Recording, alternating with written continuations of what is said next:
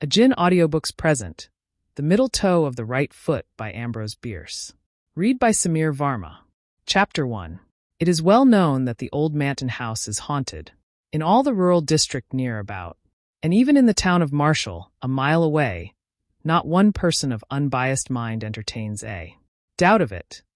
Incredulity is confined to those opinionated persons who will be called crank. As soon as the useful word shall have penetrated the intellectual domain of the Marshall advance. The evidence that the house is haunted is of two kinds. The testimony of disinterested witnesses, who have had ocular proof, and that of the house itself. The former may be disregarded and ruled out on any of the various grounds of objection, which may be urged against it by the ingenious. But facts within the observation of all are material and controlling. In the first place, the Manton house has been unoccupied by mortals for more than 10 years, and with its outbuildings is slowly falling into decay, a circumstance which in itself the judicious will hardly venture to ignore. It stands a little way off the loneliest reach of the Marshall and Harriston Road, in an opening which was once a farm and is still disfigured, with strips of rotting fence and half covered with brambles overrunning a stony and sterile soil long unacquainted with the plow. The house itself is in tolerably good condition, though badly weather-stained and in dire need of attention from the glazier, the smaller male population of the region having attested in the manner of its kind its disapproval of dwelling without dwellers. It is 2 stories in height, nearly square, its front pierced by a single doorway flanked on each side by a window boarded up to the very top. Corresponding windows above, not protected, serve to admit light and rain to the rooms of the upper floor. Grass and weeds grow pretty rankly all about, and a few shade trees, somewhat the worse for wind, and leaning all in one direction, seem to be making a concerted effort to run away. In short, as the Marshalltown humorist explained in the columns of the Advance, the proposition that the Manton house is badly haunted is the only logical conclusion. From the premises, the fact that in this dwelling Mr. Manton thought it expedient one night some 10 years ago to rise and cut the throats of his wife and 2 small children, removing at once to another part of the country, has no doubt done its share in directing public attention to the fitness of the place for supernatural phenomena. To this house, one summer evening, came 4 men in a wagon. 3 of them promptly alighted, and the one who had been driving hitched the team to the only remaining post of what had been a fence. The 4th remained seated in the wagon. "Come," said one of his companions, approaching him, while the others moved away in the direction of the dwelling. "This is the place." The man addressed did not move. "By God," he said harshly, "this is a trick, and it looks to me as if you were in it." "Perhaps I am," the other said, looking him straight in the face and speaking in a tone which had something of contempt in it. "You will remember, however, that the choice of place was with your own assent left to the other side. Of course, if you are afraid of spooks—" "I am afraid of nothing," the man interrupted with another oath, and sprang to the ground. The 2 then joined the others at the door, which one of them had already opened with some difficulty, caused by rust of lock and hinge. All entered. Inside it was dark, but the man who had unlocked the door produced a candle and matches and made a light. He then unlocked a door on there, right as they stood in the passage. This gave them entrance to a large square room that the candle but dimly lighted. The floor had a thick carpeting of dust, which partly muffled their footfalls. Cobwebs were in the angles of the walls and depended from the ceiling like strips of rotting lace, making undulatory movements in the disturbed air. The room had 2 windows in adjoining sides, but from neither could anything be seen except the rough inner surfaces of boards a few inches from the glass. There was no fireplace, no furniture. There was nothing besides the cobwebs and the dust. The 4 men were the only objects there which were not a part of the structure. Strange enough they looked in the yellow light of the candle. The one who had so reluctantly alighted was especially spectacular. He might have been called sensational. He was of middle age, heavily built, deep-chested and broad-shouldered. Looking at his figure, one would have said that he had a giant's strength. At his features, that he would use it like a giant. He was clean-shaven, his hair rather closely cropped and gray. His low forehead was seamed with wrinkles above the eyes, and over the nose these became vertical. The heavy black brows followed. The same law, saved from meeting only by an upward turn at what would otherwise have been the point of contact. Deeply sunken beneath these, glowed in the obscure light a pair of eyes of uncertain color, but obviously enough too small. There was something forbidding in their expression, which was not bettered by the cruel mouth and wide jaw. The nose was well enough, as noses go, one does not expect much of noses. All that was sinister in the man's face seemed accentuated by an unnatural pallor. He appeared altogether bloodless. The appearance of the other men was sufficiently commonplace. They were such persons as one meets and forgets that he met. All were younger than the man described, between whom and the eldest of the others, who stood apart, there was apparently no kindly feeling. They avoided looking at each other. "Gentlemen," said the man holding the candle and keys, "I believe everything is right. Are you ready, Mr. Rosser?" The man standing apart from the group bowed and smiled. "And you, Mr. Grossmith?" The heavy man bowed and scowled. "You will be pleased to remove your outer clothing." Their hats, coats, waistcoats, and neckwear were soon removed and thrown outside the door in the passage. The man with the candle now nodded, and the fourth man, he who had urged Grossmith to leave the wagon, produced from the pocket of his overcoat 2 long, murderous-looking bowie knives, which he drew now from their leather scabbards. "They are exactly alike," he said, presenting one to each of the 2 principals, for by this time the dullest observer would have understood the nature of this meeting. It was to be a duel to the death. Each combatant took a knife, examined it critically near the candle, and tested the strength of blade and handle across his lifted knee. Their persons were then searched in turn, each by the second of the other. "If it is agreeable to you, Mr. Grossmith," said the man holding the light, "you will place yourself in that corner." He indicated the angle of the room farthest from the door, whither Grossmith retired, his second parting from him with a grasp of the hand which had nothing of cordiality in it. In the angle nearest the door Mr. Rosser stationed himself, and after a whispered consultation his second left him, joining the other near the door. That moment the candle was suddenly extinguished, leaving all in profound darkness. This may have been done by a draught from the open door. Whatever the cause, the effect was startling. "Gentlemen," said a voice which sounded strangely unfamiliar in the altered condition affecting the relations of the senses, "gentlemen, you will not move until you hear the closing of the outer door." A sound of trampling ensued, then the closing of the inner door, and finally the outer one closed, with a concussion which shook the entire building. A few minutes afterward a belated farmer's boy met a light wagon which was being driven furiously toward the town of Marshall. He declared that behind the 2 figures on the front seat stood a third, with its hands upon the bowed shoulders of the others, who appeared to struggle vainly to free themselves from its grasp. This figure, unlike the others, was clad in white, and had undoubtedly boarded the wagon as it passed the haunted house. As the lad could boast a considerable former experience with the supernatural thereabouts, his word had the weight justly due to the testimony of an expert. The story, in connection with the next day's events, eventually appeared in the Advance, with some slight literary embellishments, and a concluding intimation that the gentleman referred to would be allowed the use of the paper's columns for their version of the night's adventure. But the privilege remained without a claimant. Chapter 2. The events that led up to this duel in the dark were simple enough.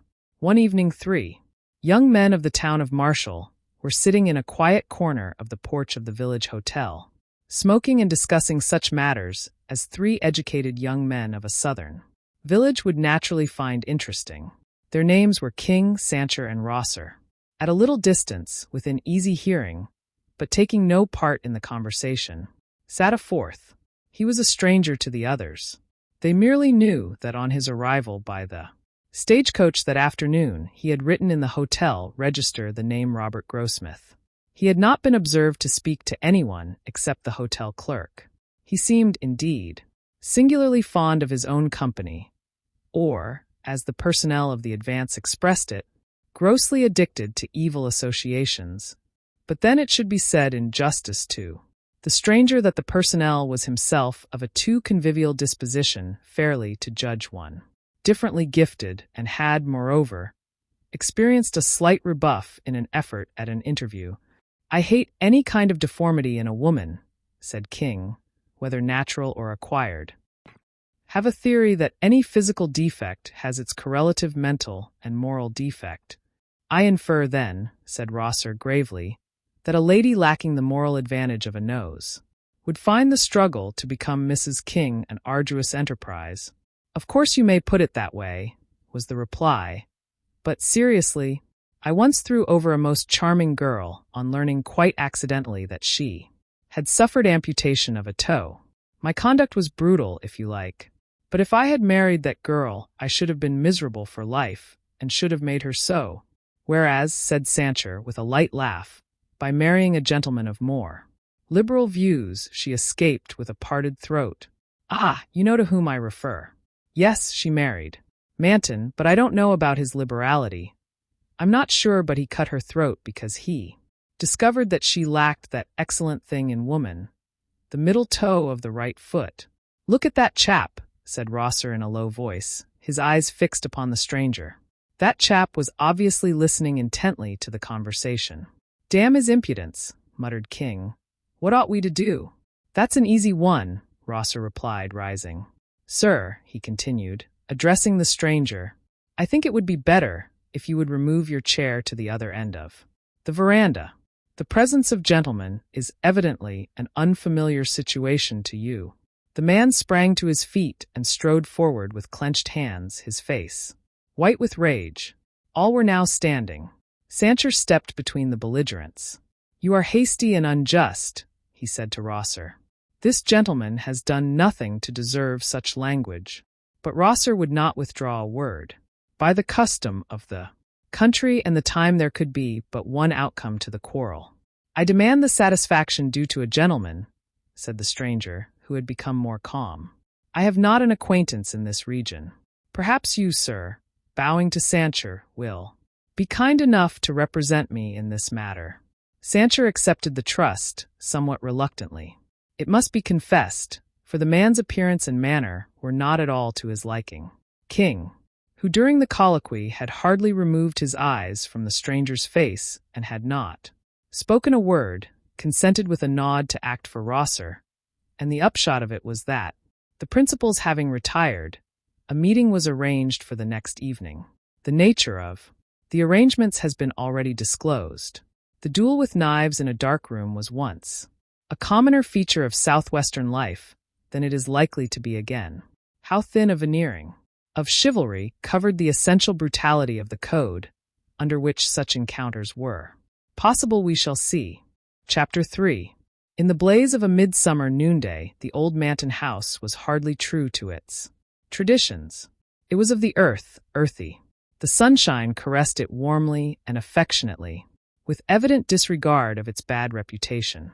The grass greening all the expanse in its front seemed to grow, not rankly, but with a natural and joyous exuberance, and the weeds blossomed, quite like plants, full of charming lights and shadows and populous with pleasant-voiced birds. The neglected shade trees no longer struggled to run away, but bent reverently beneath their burdens of sun and song. Even in the glassless upper windows was an expression of peace and contentment due to the light within. Over the stony fields the visible heat danced with a lively tremor incompatible with the gravity which is an attribute of the supernatural. Such was the aspect under which the place presented itself to Sheriff Adams and two other men who had come out from Marshall to look at it. One of these men was Mr. King, the sheriff's deputy. The other, whose name was Brewer, was a brother of the late Mrs. Manton. Under a beneficent law of the state relating to property, which has been for a certain period abandoned by an owner whose residence cannot be ascertained, the sheriff was legal custodian of the Manton farm and appurtenances thereunto belonging. His present visit was in mere perfunctory compliance with some order of a court in which Mr. Brewer had an action to get possession of the property. As heir to his deceased sister. By a mere coincidence, the visit was made on the day after the night that Deputy King had unlocked the house for another and very different purpose. His presence now was not of his own choosing. He had been ordered to accompany his superior and at the moment could think of nothing more prudent than simulated alacrity in obedience to the command. Carelessly opening the front door, which to his surprise was not locked, the sheriff was amazed to see, lying on the floor of the passage into which it opened, a confused heap of men's apparel. Examination showed it to consist of 2 hats, and the same number of coats, waistcoats, and scarves, all in a remarkably good state of preservation, albeit somewhat defiled by the dust in which they lay. Mr. Brewer was equally astonished, but Mr. King's emotion is not of record. With a new and lively interest in his own actions, the sheriff now unlatched and pushed open a door on the right, and the 3 entered. The room was apparently vacant, as their eyes became accustomed to the dimmer light, something was visible in the farthest angle of the wall. It was a human figure, that of a man crouching close in the corner. Something in the attitude made the intruders halt when they had barely passed the threshold. The figure more and more clearly defined itself. The man was upon one knee, his back in the angle of the wall, his shoulders elevated to the level of his ears, his hands before his face, palms outward, the fingers spread and crooked like claws. The white face turned upward on the retracted neck had an expression of unutterable fright, the mouth half open, the eyes incredibly expanded. He was stone dead, yet with the exception of a bowie knife, which had evidently fallen from his own hand, not another object was in the room. In thick dust that covered the floor were some confused footprints near the door and along the wall through which it opened. Along one of the adjoining walls, 2, past the boarded-up windows, was the trail made by the man himself in reaching his corner. Instinctively, in approaching the body, the 3 men followed that trail. The sheriff grasped one of the outthrown arms. It was as rigid as iron, and the application of a gentle force rocked the entire body, without altering the relation of its parts. Brewer, pale with excitement, gazed intently into the distorted face. "God of mercy," he suddenly cried. "It is Manton." "You are right," said King, with an evident attempt at calmness. "I knew Manton. He then wore a full beard and his hair long. But this is he." He might have added, "I recognized him when he challenged Rosser. I told Rosser and Sancher who he was before we played him this horrible trick. When Rosser left this dark room at our heels, forgetting his outer clothing in the excitement, and driving away with us in his shirt sleeves, all through the discreditable proceedings, we knew whom we were dealing with, murderer and coward that he was. But nothing of this did Mr. King say. With his better light, he was trying to penetrate the mystery of the man's death, that he had not once moved from the corner where he had been stationed, that his posture was that of neither attack nor defense, that he had dropped his weapon, that he had obviously perished of sheer horror of something that he saw. These were circumstances which Mr. King's disturbed intelligence could not rightly comprehend. Groping in intellectual darkness for a clue to his maze of doubt, his gaze, directed mechanically downward in the way of one who ponders momentous matters, fell upon something which there, in the light of day and in the presence of living companions, affected him with terror. In the dust of years that lay thick upon the floor, leading from the door by which they had entered, straight across the room to within a yard of Manton's crouching corpse, were 3 parallel lines of footprints, light but definite impressions of bare feet. The outer ones those of small children, the inner a woman's. From the point at which they ended they did not return. They pointed all one way. Brewer, who had observed them at the same moment, was leaning forward in an attitude of rapt attention, horribly pale. "Look at that," he cried, pointing with both hands at the nearest print of the woman's right foot, where she had apparently stopped and stood. "The middle toe is missing. It was Gertrude. Gertrude was the late Mrs. Manton, sister to Mr. Brewer. Thank you for listening. If you like our recordings, consider liking this video and subscribing to our channel so you don't miss any more audiobooks.